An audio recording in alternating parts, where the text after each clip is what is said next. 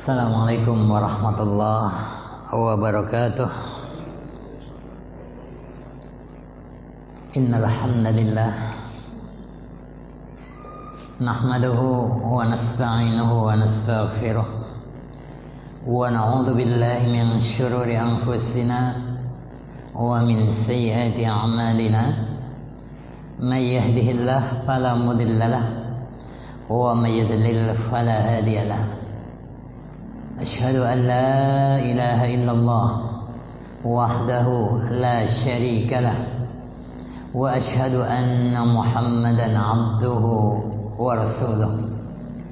Allahumma salli wa sallim wa barik ala hadha an-nabiyil karim Muhammadin sallallahu alaihi wasallam wa ala alihi wa azwajihi wa dhurriyyatihi wa man tabi'ahum bi ihsanin ila yaumiddin. Amma ba'd.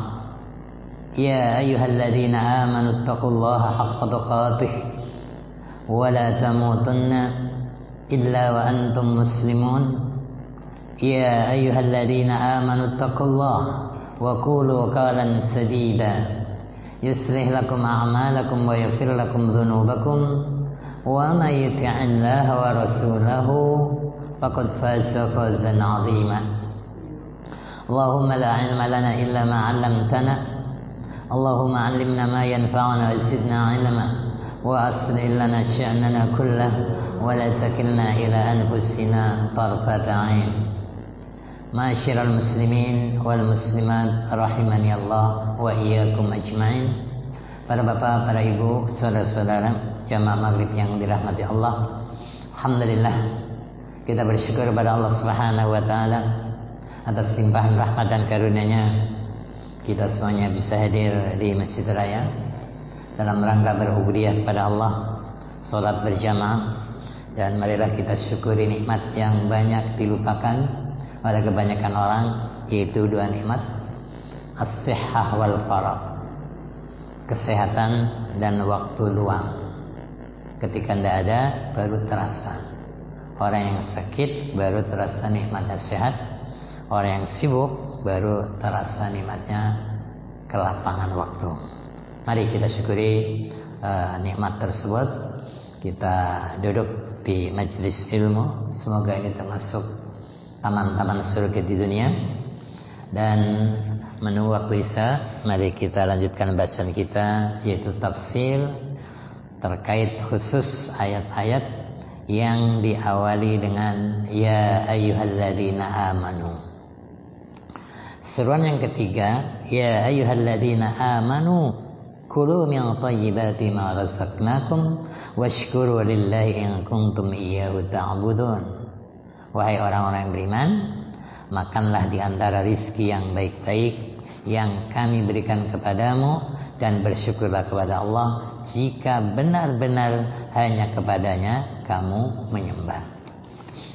Kemarin pada pertemuan yang lalu kita ada memulainya. Kita lanjutkan poin-poin berikutnya, yaitu diperbolehkan memakan makanan yang baik. Al-Baqarah 165 disebutkan juga.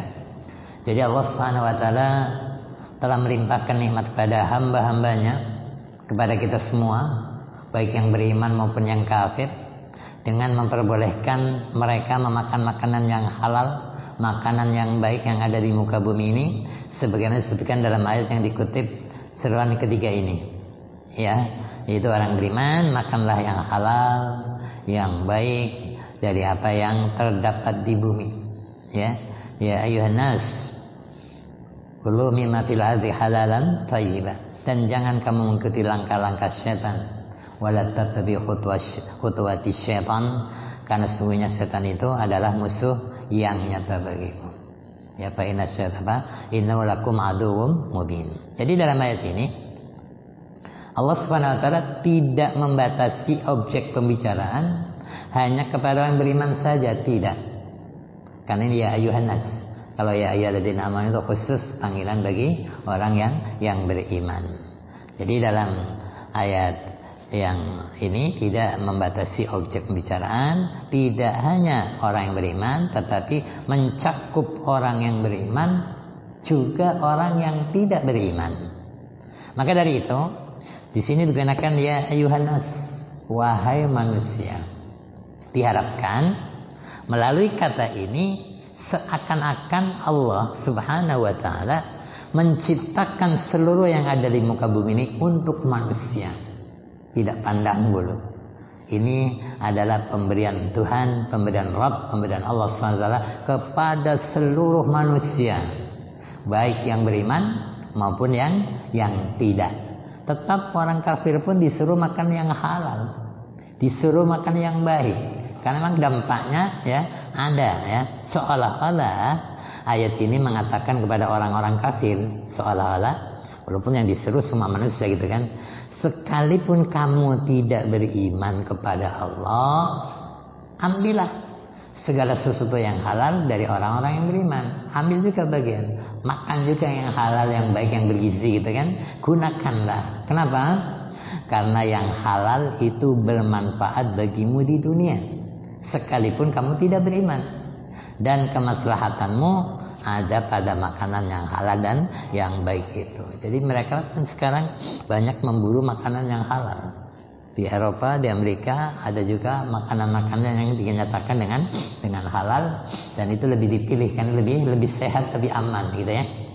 Allah SWT tidak akan mengharamkan sesuatu ya, dalam hal ini makanan itu ya, melainkan kenapa? Karena makanan tersebut membahayakan, dan tidak akan menghalalkan sesuatu melainkan itu yang baik-baik. Maka diantaranya kaidah yang umum, ya Allah menghalalkan yang baik-baik dan mengharamkan yang buruk-buruk. Kalau khaba'is yuhillu, menghalalkan at-thayyibat dengan yang baik-baik dihalalkan, yang buruk-buruk dilarang. Ayyuhal hadirun al hadirat hadanallahu wa iyyakum ajmain. Setelah Allah Subhanahu wa taala menyuruh kepada seluruh manusia dan memerintahkan mereka memakan makanan yang halal dan baik. Kenapa? Karena di dalamnya terdapat kemaslahatan duniawi bagi tubuh dan kehidupan mereka. Berarti ada dampaknya.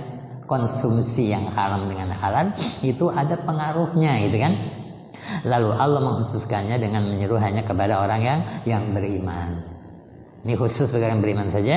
Sebenarnya disebutkan dalam Al-Baqarah 172, wahai orang yang beriman, makalah di antara rezeki yang baik-baik yang kami berikan kepadamu. Jadi maksud ayat ini apa? Maksud ayat ini, wahai orang-orang yang mengaku Allah sebagai Tuhan, raditu billahi rabba, Islam sebagai agama, al-Islamu di raditu billahi rabba bil islami dina, Muhammad sebagai nabi dan rasul. Ya, Muhammadin sallallahu alaihi wasallam nabiyan wa rasulah, yang mengakui seperti ini ya, dan Al-Qur'an sebagai prinsip hidup dan undang-undang, aturan, way of life ya, dustur. Maka kalau betul-betul seperti ini, mengakui Allah sebagai Tuhan, Islam sebagai agama, Nabi Muhammad sebagai nabi dan Rasulullah, Al-Qur'an sebagai prinsip hidup, undang-undang, maka makanlah makanan yang baik. Jauhkanlah dari segala yang diharamkan. Jadi perintah Allah itu bermanfaat bagimu dan bagi seluruh manusia di dunia, bukan hanya untuk beriman. Kalau tadi orang yang kafir pun suruh mengambil juga yang baik, tapi dikhususkan bagi beriman yang betul-betul mengakui ya poin-poin tadi, harus yang halal saja yang dimakan, yang haram dijauhkan. Ini akan bermanfaat bagimu dan bagi seluruh umat manusia di dunia. Perintah itu ya, apa hikmah di antaranya? Perintah ini suruh memakan yang halal, meninggalkan yang haram, bisa mendekatkanmu dengan Sang Pencipta. Jadi di antaranya apa? Menjadikan apa hikmah memakan yang halal, menjadikan segala permohonanmu terkabulkan.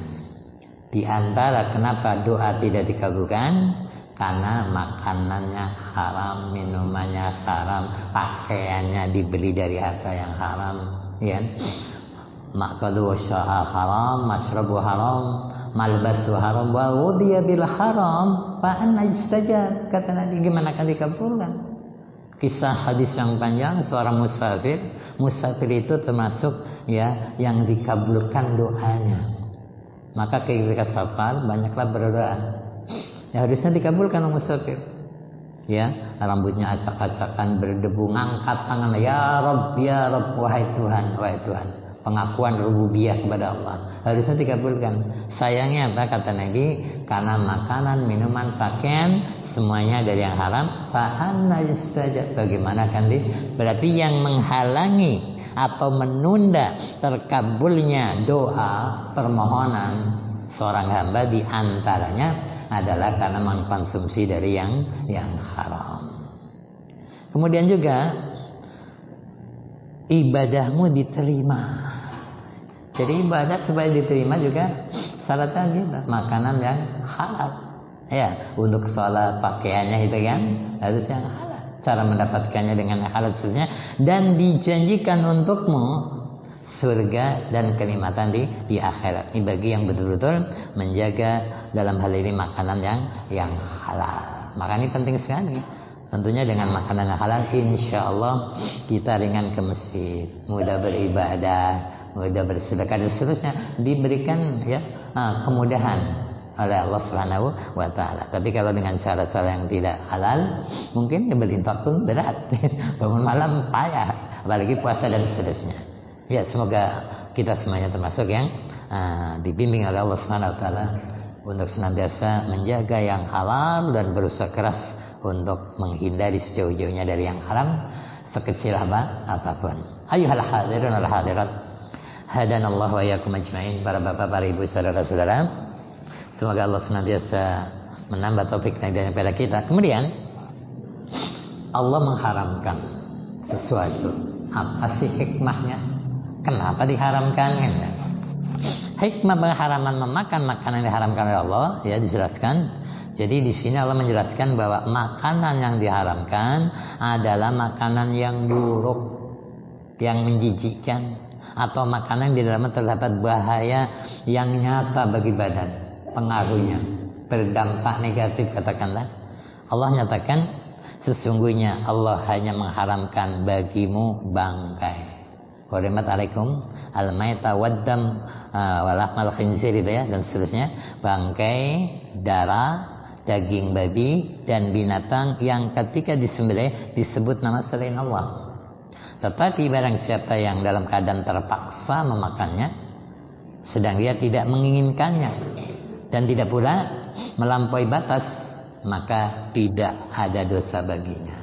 Sesungguhnya Allah Maha Pengampun lagi Maha Penyayang. Ini Al-Baqarah 173. Kalau dalam keadaan terpaksa, nggak makan bisa mati, gitu ya, nggak ada makanan yang halal, maka untuk bertahan hidup sampai mendapatkan yang halal itu dibolehkan. Dia nggak ingin, tapi gimana lagi kan? Nah, terpaksa. Maka berikut ini ya, makanan haram yang jumlahnya sebenarnya sangat sedikit kalau dibandingkan dengan yang halal.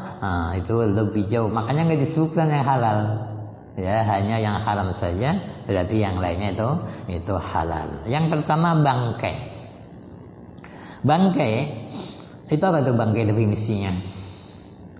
Segala sesuatu yang mati dan tentunya baunya busuk menyengat tidak disembelih, ya. Baik dengan cara dicekik, dipukul, jatuh, ditanduk, atau yang diterkam binatang buas.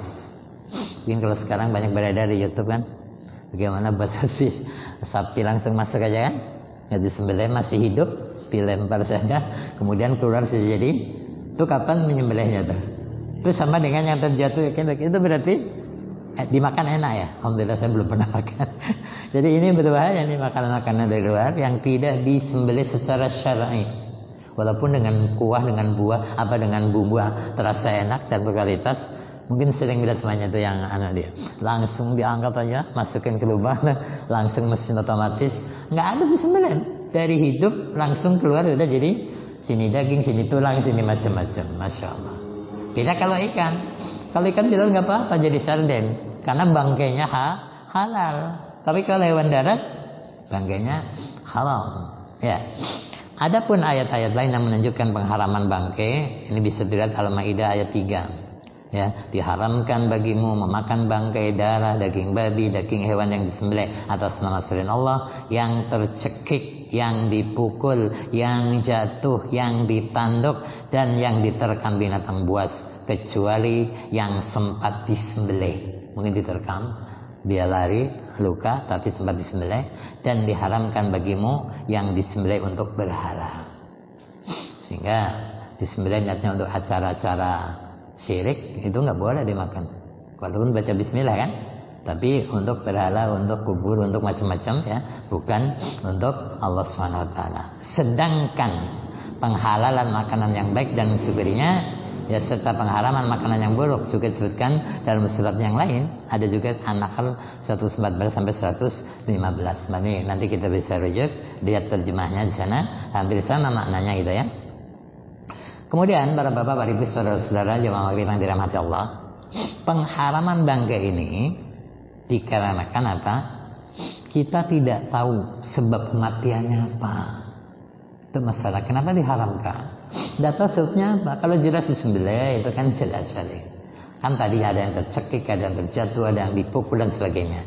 Maka karena kita nggak tahu sebab kematiannya, bisa jadi penyebab kematiannya adalah penyakit yang dapat menular kepada manusia. Ketika dia mati karena penyakit, dikonsumsi, penyakitnya bisa masuk ke tubuh kita, yang memakan lebih cepat lagi kan, menular. Nah, itu bahayanya.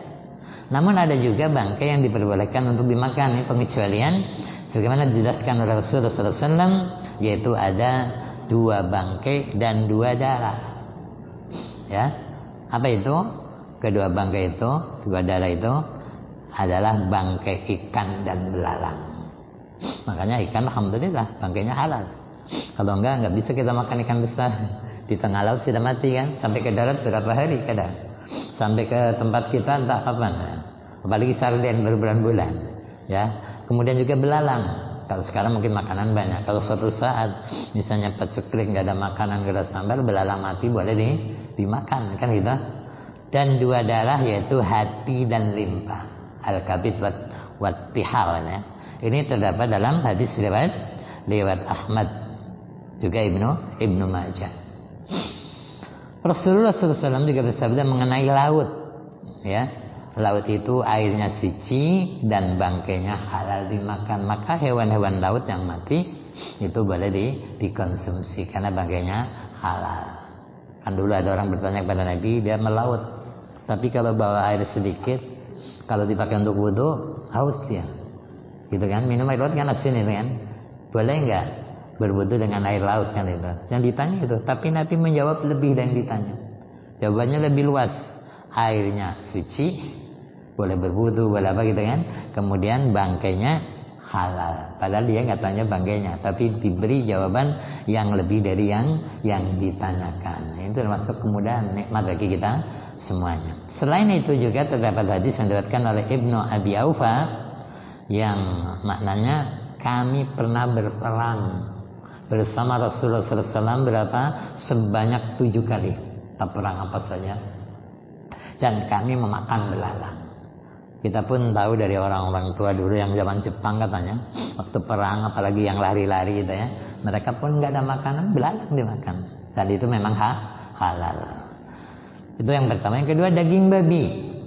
Waktu dilarang, sahabat tentu belum tahu apa hikmahnya.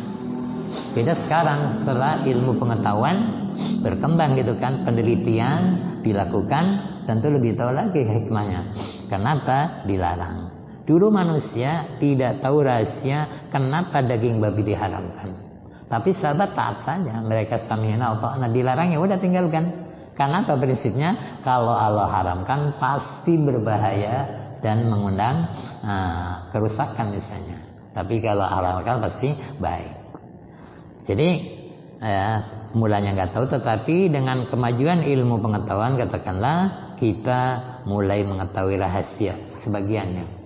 Kalau dulu kan hanya daging cacing pita saja, ternyata lebih dari itu, gitu ya. Jadi Allah Subhanahu wa taala mengharamkan daging babi. Kenapa? Karena daging babi bisa menyebabkan berbagai macam penyakit. Daging babi mengandung zat asam, dosisnya tinggi dibandingkan dengan hewan yang lainnya, melebihi dosis seluruh binatang yang ada di muka bumi. Makanya dosisnya, zat asamnya paling tinggi dibandingkan hewan yang lain yang ada. Adapun binatang lain seperti apa selain babi itu gimana? Zat asamnya dibuang, banyak dibuang. Kapan? Jadi selain babi membuang zat asam ini secara teratur lewat air seni, ketika itu zat asamnya keluar, sehingga yang di tubuh berkurang. Sedangkan tubuh manusia membuang zat asam ini sebanyak 90% dengan bantuan ginjal. Gimana dengan babi? Kita manusia 90% dikeluarkan, tetapi babi hanya dapat membuang zat asam ini sebesar 2% saja. Makanya ya, sisa zat asam ini menjadi apa? Bagian dari dagingnya, karena nggak keluar. Oleh karena itu apa ya yang terjadi? Setelah diteliti, ternyata babi sering mengeluh sakit pada persendiannya. Yang makan daging akan sama. Yang makan daging babi itu penyakitnya itu persendian yang kena pertama. Yang selanjutnya menyebabkan orang-orang yang memakan dagingnya pun akan mengeluh karena sakit persendian dan juga rematik. Berikut ini berbagai macam penyakit. Mungkin sekarang Pak If mungkin yang lebih tahu, malah sekarang besar-besaran kerupuk kulit babi ya, di Bali ya, walau alam betul, tapi yang ada beredar situ, tapi bentuknya menarik, renyah gitu kan. Ini bahaya. Maka di antara penyakit ya macam-macam yang terkandung dalam daging babi, yang pertama cacing pita, Taeniasolium. Jadi cacing pita ini ya, ini bahasan ayat, kita bukan bahasa IPA ya, cuma di antara faedahnya itu kadang kok pelajaran IPA, bukan, ini kaitannya dengan masalah kenapa daging babi diharamkan. Cacing pita adalah cacing yang panjangnya berapa? Sekitar 3 sampai 6 meter. Coba enggak? Kalau masuk ke dalam perut kita, berapa banyak? 3 sampai 6 meter, dan dapat bertahan hidup dalam usus manusia berapa lamanya? 25 tahun. Gimana kalau kita makan umur berapa? Itu kan? Telur cacing ini bisa melular dari satu orang ke orang lainnya melalui apa? Sisa makanan penderita penyakit cacing pita. Makanan tersisa bisa. Berarti air liurnya gitu kan? Maka barang siapa yang memakan sisa makanan yang terkontaminasi oleh penderita penyakit cacing pita akan mengalami gangguan pada otak atau ototnya. Otak. Sebabkan apa? Karena munculnya berbagai macam larva pada otak dan otot tersebut. Jadi larva-larva ini dikenal dengan apa? Istoda ya. Ini istilah Latin ya. Ketika larva ini menempati otak sampai ke otak, apa terjadi? Akan menyebabkan penyakit saraf dan kejang otak. Cukup bahaya kan? Berapalah enaknya daging itu kalau nggak taat sama Allah gitu. Seperti apa? Kalau masuk ke otak bisa kejang otak, misalnya ayan, lumpuh, dan bisa gila. Tapi kenapa orang suka? Jangan bilang mereka selamat ya, masih istidraj mungkin kan. Tapi kalau terkena resikonya masya Allah. Sedangkan jika larva ini menempati otot, maka ia akan menyebabkan penyakit rematik. Itu yang pertama. Yang kedua ada cacing halus. Ya. Besar cacing ini mencapai berapa? 8 kali 5 mm, menempel pada usus besar, mengakibatkan sakit perut akut. Dan yang ketiga cacing usus. Ya, ini ada 4 dicontohkan. Cacing usus ini berbentuk bulat dan dapat menyebabkan penyakit anemia dan lesu. Dan yang keempat, terkadang virus influenza yang tersembunyi di dalam tubuh babi bisa menyebabkan timbulnya virus baru yang lainnya. Demikian pula dengan minyak babi. Bagi yang sering mengkonsumsinya, minyak babi ini bisa menyebabkan penyakit kandung empedu, usus buntu, gangguan urat nadi, dan jantung. Masih mau nyoba juga? Sudah begini ananya, bahayanya. Maka sebagaimana yang kita ketahui bahwa babi itu hidup dalam lingkungan yang jorok dan kotor. Kotoran manusia itu dimakan, apa saja dimakan kan? Yang dipenuhi oleh kotoran hewan ya, dan kotoran manusia, mau aja mereka itu. Maka hendaknya kita waspada ya, karena itulah Allah mengharamkan karena ternyata banyak dampak negatifnya. Bahkan ya sifat babi tadi bisa berpengaruh pada orang yang makannya. Misalnya dayus, enggak cemburu, ya. Kemudian misalnya ya suka yang kotor-kotor, itu sifat-sifatnya kan berpengaruh pada orang yang mengkonsumsi daging tersebut. Wallahu a'lam. Kemudian yang ketiga adalah darah. Diharamkan darah. Allah mengharamkan manusia ya memakan darah. Kenapa?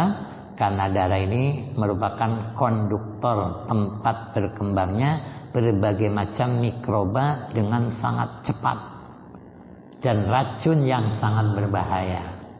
Maka dari itu darah merupakan makanan beracun bagi siapa saja yang memakannya. Kemudian daging hewan yang disembelih untuk berhala. Sekarang nampaknya banyak acara-acara setelah lama ada COVID yang selama hilang, macam-macam acara bangkit kembali. Ya sedekah bumi lah, apalah namanya itu kan. Itu kan dipersembahkan kepada siapa? Kan untuk selain Allah itu kan. Jadi Allah juga mengharamkan manusia memakan daging hewan yang disembelih atas nama selain Allah, misalnya atas nama patung, berhala, segala bisa terjadi kaum jahiliyah ketika menyembelih binatang. Imam Al-Qurtubi mengutip hadis yang diriwayatkan dari Aisyah radhiyallahu anha, ini kaitannya dengan makanan yang disembelih untuk berhala, itu kan.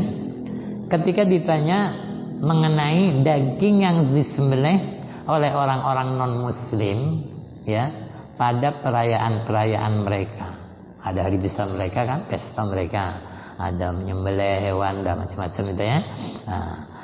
Dan kemudian menghadiahkannya kepada umat Islam, kan kadang dibagi-bagikan. Maka kata Aisyah radhiyallahu anha, apa yang disembelih pada hari itu janganlah kamu memakannya, akan tetapi makanlah makanan yang berasal dari tumbuh-tumbuhan mereka saja. Mungkin katakanlah buah-buahan itu ya, nah, kan itu bukan sembelihan, halal bagi siapa saja kan begitu. Kemudian dalam kondisi darurat, barulah Allah membolehkan memakan seluruh makanan yang diharamkan tadi dalam keadaan darurat ya. Nah, ketika kondisi sangat membutuhkan, sedangkan makanan halal tidak ditemukan. Makanya dalam ayat 115 An-Nahl, tapi barang siapa yang terpaksa memakannya dengan tidak menganiaya dan tidak pula melampaui batas, nggak sampai puas-puas, pesta kan puas-puas itu kan. Nah, maka sungguhnya Allah Maha Pengampun lagi Maha Penyayang. Kata Imam Mujahid, dia berpendapat barang siapa yang terpaksa memakannya dengan tidak menganiayanya, tidak melampaui batas dan tidak pula mengambil jalan pintas, atau dengan cara misalkan dari penguasa maksudnya imam, atau tidak mempergunakannya untuk berbuat maksiat kepada Allah, maka ia diberikan dispensasi, diberikan rukhsah, keringanan. Namun jika dia menganiaya, melampaui batas, berbuat maksiat kepada Allah, maka rukhsah tersebut tidak berlaku meskipun dia dalam kondisi terpaksa. Ayyuhal hadirun wal hadirat, hadanallah wa iyyakum ajma'in. Kemudian mengapa Allah Subhanahu wa taala menciptakan sesuatu yang diharamkan? Kadang kan iseng bertanya, kita nggak bertanya, pasti ada hikmahnya kan gitu. Cuma kadang timbul pertanyaan, makanya perlu dijelaskan itu kan. Untuk apa diharam? Diciptakan tapi diharamkan kan itu. Seakan-akan nggak ada gunanya. Padahal nggak ada dalam menciptakan sesuatu yang makhluk tahadaba batilah kan itu. Jadi pertanyaan ini banyak dilontarkan oleh orang-orang yang melampaui batas sebenarnya gitu ya. Jadi seakan-akan mereka yakin bahwasanya apa? Semua makhluk yang ada di muka bumi ya, ini semuanya diciptakan untuk dimakan. Semua hewan sampai ular macam-macam seakan-akan untuk dimakan, padahal tidak demikian. Mereka tidak mengetahui bahwa masing-masing makhluk yang ada di muka bumi ini memiliki manfaat-manfaat yang berbeda. Sama dengan sayur aja khasiatnya beda, gitu kan? Malah ada yang punya penyakit tertentu nggak boleh memakannya, gitu kan? Dan seterusnya. Jadi seperti di zaman sekarang ini, mereka menangkap berbagai macam ular, mahal itu kan? Mengambil racunnya, Selanjutnya apa? Mereka gunakan untuk apa? Membunuh mikroba yang dapat mengancam nyawa manusia, atau sebagai apa namanya, vaksin ya, atau apa namanya, untuk penawar ya. Nah, padahal sebelumnya dulu, sebelum tahu guna daripada racun ular tadi, mereka tentunya nggak tahu manfaat itu ular untuk apa. Dimakan nggak boleh gitu kan. Jadi untuk apa? Tapi ternyata sekarang ya, racunnya itu bisa mahal kan, bisa berguna untuk pengobatan kan gitu. Sehingga mereka sering bertanya-tanya, apakah manfaat diciptakan ular-ular itu? Sebelum mereka tahu apa manfaatnya. Setelah Allah SWT menuntun manusia mengambil manfaat dari racun ular, dikasih pengetahuan. Jadi mereka yang betul-betul mau belajar, meneliti, pakai lab segala macam kan, dikasih ilmu, gitu kan? Manusia pun sadar apa hikmah diciptakannya ular tersebut. Jadi Allah SWT menciptakan bukan untuk dimakan rupanya ular itu, akan tetapi untuk dijadikan obat. Kalau dimakan cepat habis, untuk obat malah nggak ada. Jadi memang keseimbangan kan, Allah menciptakan semuanya seimbang. Makanya ketika nggak ada ular, tikus mungkin banyak kan gitu. Atau kayak dulu burung hantu ya, yang di sawah-sawah di Indonesia bagian timur itu malah dibudidayakan, sehingga nggak perlu pakai pestisida racun untuk apa, membunuh daripada tikus tadi. Nah, karena memang makanan burung itu. Tapi ketika burung ditangkap habis burung, maka banyaklah hama itu. Jadi kadang itulah yang lingkaran itu ya, saling membutuhkan, jadi saling terkait. Kalau ekosistem ada keseimbangan, akhirnya yang terjadi itulah. Maka jika kita melihat sesuatu yang diharamkan, ada yang Allah atau Rasul mengharamkannya, maka jangan tergesa-gesa mengatakan mengapa Allah menciptakan sesuatu yang haram. Kan kadang orang juga, kenapa diciptakan iblis atau setan untuk mengganggu? Kan gitu. Ya, menguji iman kita kan. Kalau nggak ada ujian itu sembarang. Nah, dan seterusnya. Ayuhal hadirin wal hadirat hadanallahu wa iyyakum ajmain. Maka bisa jadi dikarenakan kita tidak mengetahui manfaatnya, tidak setiap makhluk yang diciptakan Allah untuk dimakan oleh manusia sebenarnya, maka masing-masing makhluk di alam raya ini punya manfaat ya, yang mungkin kita belum menyadarinya. Maka seandainya manusia belum juga tahu manfaat dari sebagian makhluk, hingga sekarang mungkin ada ya, kecoa itu apa gitu kan, mungkin yang lain kita kadang ini mengganggu saja seakan-akan, karena mungkin belum sampai ilmu atau pengetahuan ke sana. Maka alangkah banyaknya rahasia yang masih belum diketahui olehnya. Makanya ini terus dipelajari, diteliti dan seterusnya. Jadi manusia hendaknya senantiasa mencari rahasia dari berbagai macam makhluk Allah setiap harinya. Jadi tidak menyalahkan untuk apa ini diciptakan, pasti ada faidahnya. Kata Syekh Asy-Sya'rawi rahimahullah, dia mengatakan sebagai contoh, ini pengalaman dia nih ke Saudi. Seorang syekh aja dulu untuk apa? Bertanya sebagai manusia kalian gitu kan. Nah, untuk apa? Timbul pertanyaan. Kata nih Syekh Asy-Sya'rawi, mereka melihat berbagai macam ikan yang biasanya tidak lebih dari satu ruas jari, kecil-kecil. Kalau dimakan apa? Mungkin payah bersihkannya gitu kan. Kalau di Jawa namanya terumbas, kecil-kecil banyak gitu. Ya, tidak lebih dari satu ruas jari. Ikan ini tidak akan bisa berubah menjadi besar selama. Ya akan ada batasannya sebesar-besarnya. Katakanlah kambing akan melebihi sapi. Begitu juga ayam segadang-gadangannya paling barang ada ukurannya. Jadi kalau tuh kasih makanan nggak akan lebih besar dari itu, karena maksimal seperti itu. Maka orang-orang pun bertanya-tanya, kata Syekh Asy-Sya'rawi ini, apa manfaat ikan kecil ini? Untuk apa? Kan itu. Akan tetapi ketika kami pergi ke Arab Saudi, kata Syekh, dan melihat tempat-tempat pengambilan air yang telah kotor, ya, ternyata kami menemukan ikan-ikan kecil ini dalam jumlah yang sangat banyak. Ya, sehingga kami pun bertanya kepada para petugas tentang manfaat ikan ini. Petugas yang ngambil air, yang kotor-kotor di sana, ternyata banyak ikan kecil itu, yang nggak dimakan nggak payah, kecil banget. Apa jawab mereka? ikan-ikan ini mungkin membesar, dan besarnya pun akan senada seperti ini, nggak akan lebih dari itu, gitu ya. Nah, adapun manfaatnya kata petugas di sana adalah untuk membersihkan air di tempat-tempat yang tidak dapat dijangkau oleh manusia. Nggak bisa manusia masuk, tangan mungkin nggak bisa, mungkin kalau belakangan nanti bisa ada alat dibuat, tapi kalau dulu kan belum ada. Kemudian ketika dikatakan seperti itu, lalu kami ingin membuktikan apa yang petugas tadi katakan, apakah betul itu untuk membersihkan yang kotor itu. Maka dengan melemparkan sebagian sisa makanan ke dalam air, dilemparkannya, maka kami lihat ikan-ikan itu keluar dari berbagai arah dan menelan sisa-sisa makanan sampai habis. Jatuh makan sedikit langsung berebut habis. Itulah fungsinya membersihkan ya kotoran-kotoran yang ada dalam air tersebut. Demikianlah zat yang maha hidup menciptakan suatu makhluk untuk menjaga keseimbangan makhluk yang lainnya.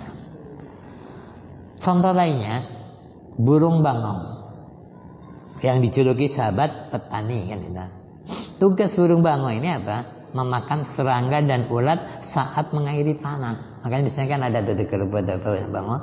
Ketika tugas burung bangau ini disingkirkan oleh insektisida pakai racun itu kan, maka bahaya ular pun merajalela ya memakan tanam-tanaman, terutama ulat kapas. Jadi akhirnya yang lain yang mengambil peran gitu kan. Inilah keseimbangan Allah yang tersusun secara rapi. Demikian pula dengan lalat yang memiliki fungsi penting bagi manusia. Orang sebenarnya nggak suka lalat, nggak, satu aja menyebalkan gitu kan. Tapi ternyata apa? Ya, lalat ini memiliki fungsi penting bagi manusia. Apa itu? Memakan kotoran-kotoran dan sumber-sumber penyakit lainnya. Makanya kalau bersih, nggak ada kotoran, nggak ada sisa makanan, nggak ada lalat.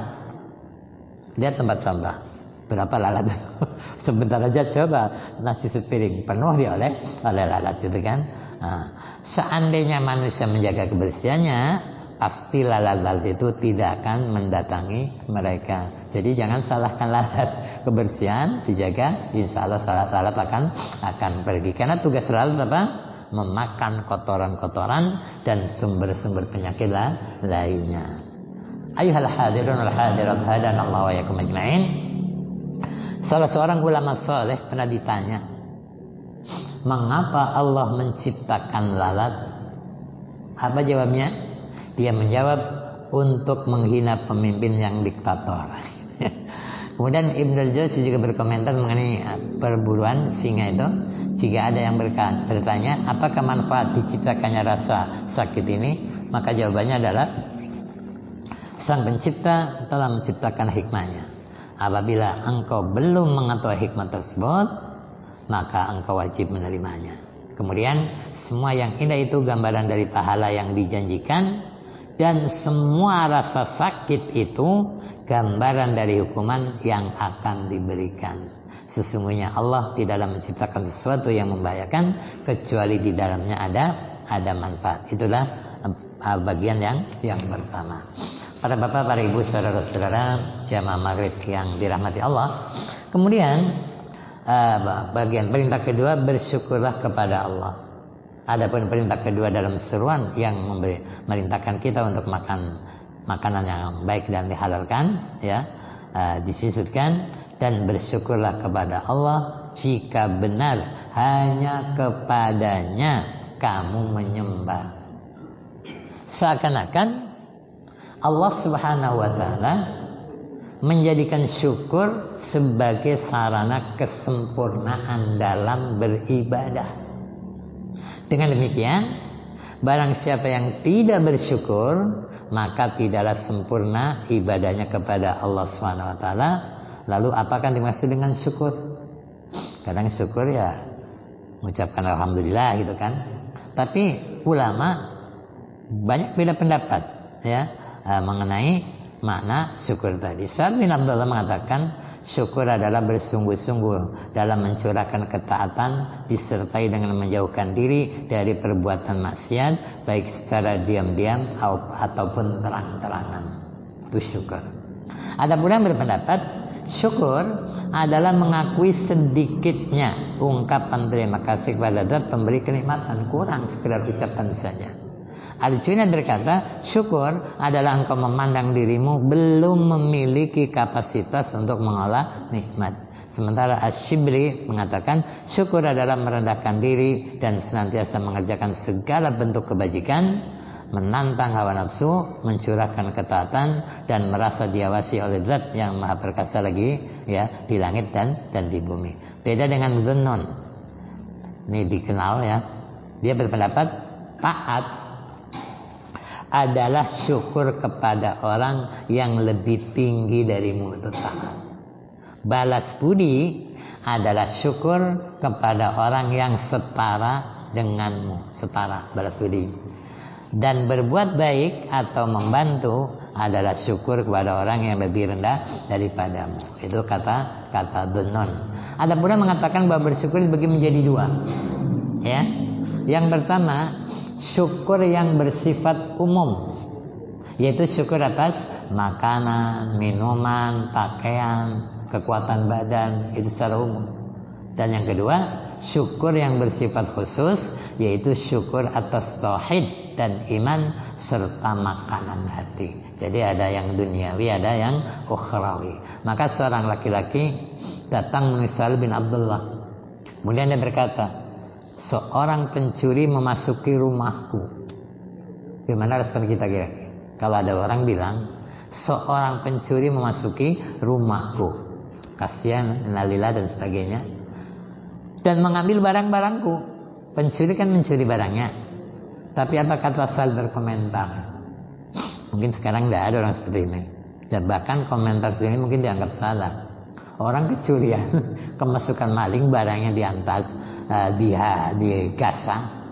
Tetapi Sahal mengatakan pada orang tadi, bersyukurlah kepada Allah. Kecewa nggak? Orang mengadu minta belas kasihan, kalau perlu gimana caranya? Udah, seorang pencuri masuk ke rumahku, mengambil hartaku, ya barang-barangku diambil, kata saya bersyukurlah kepada Allah. Karena ulama ini membandingkan dengan lainnya. Kata Sal, bagaimana seandainya pencuri itu memasuki hatimu, maksudnya setan, dan merusak tauhidmu, akidahmu, apakah yang akan engkau perbuat? Tadi ya, curi bisa dicari lagi. Tapi kalau akidah keimanan yang dicuri oleh setan, itu lebih berbahaya. Kemudian Imam Al-Qushairi menyebutkan bahwa syukur itu terbagi menjadi tiga. Bersyukur dengan lidah, yaitu mengakui dengan lidah atas segala nikmat yang diberikan, tentunya dengan kerendahan hati, ucapkan minimal alhamdulillah dengan lidah. Yang kedua, bersyukur dengan badan, jasad, yaitu dengan berkhidmah dan menggunakannya dalam kebaikan. Itu syukur juga. Ucapan, kadang orang rajin alhamdulillah, tapi salat enggak misalnya. Itu kan enggak menggunakan dengan jasadnya. Yang ketiga, bersyukur dengan hati, yaitu dengan menahan diri dan senantiasa menjaga hati dari hal-hal yang diharamkan. Itu termasuk bentuk syukur. Maka hendaknya ya, syukur ini merupakan akhlak para nabi. Untuk kita ketahui, para nabi, para utusan Allah, mereka adalah orang-orang yang bersyukur. Dan syukur termasuk karakteristik para wali dan kekasih Allah. Bahkan Allah sendiri menamakan dirinya sebagai Asy-Syakur, maha mensyukuri, artinya memberi balas jasa kepada hambanya. Juga dikatakan ya, surat Fatir 30, dan menambah kepada mereka dari karunia-Nya, sesungguhnya Allah pengampun lagi maha mensyukuri, artinya Allah membalas kepada perbuatan hambanya. Bahkan selain itu Allah mensifati Nabi Nuh, sesungguhnya dia adalah hamba Allah yang banyak bersyukur. Masyaallah muslimin muslimat hadanallahu wa iyyakum ajmain.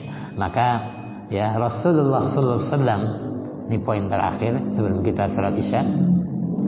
Rasulullah sallallahu alaihi wasallam beliau adalah penghulu orang-orang yang bersyukur dan pemimpin orang-orang yang berzikir. Dia berdoa kepada Allah apa? Yang perlu kita teladani dalam riwayat Imam Ahmad, An-Nasai dan yang lainnya, Allahumma a'inni ala zikrika wa syukrika wa husni ibadatik. Wahai Tuhanku, berilah pertolongan kepadaku untuk senantiasa mengingatmu, senantiasa bersyukur kepadamu, dan senantiasa menjalankan sebaik-baik ibadah kepadamu. Ini kalau bisa dibaca setiap salat sebelum salam gitu ya. Ini bagus sekali ya, permohonan kita kepada Allah. Allahumma a'inni ala dzikrika wa syukrika wa husni ibadatik. Maka beliau senantiasa menjalankan salat malam sebagai sampai kakinya bengkak, tentunya dalam rangka bersyukur kepada Allah Subhanahu wa taala. Itulah barangkali yang disampaikan pada kesempatan hari ini. Insyaallah kita lanjutkan pada pertemuan berikutnya, masih seruan yang ketiga, karena masih banyak bahasan termasuk dari perspektif ilmu fikih nanti dalam ayat tersebut. Billahi taufiq wal hidayah wal afu minkum. Mari kita sama-sama mohon ampun kepada Allah Subhanahu wa taala dengan menutup majelis kita dengan doa kafaratul majelis. Subhanakallahumma wa bihamdika asyhadu an la ilaha illa anta astaghfiruka wa atubu ilaik. Mohon maaf. Wassalamualaikum warahmatullahi wabarakatuh.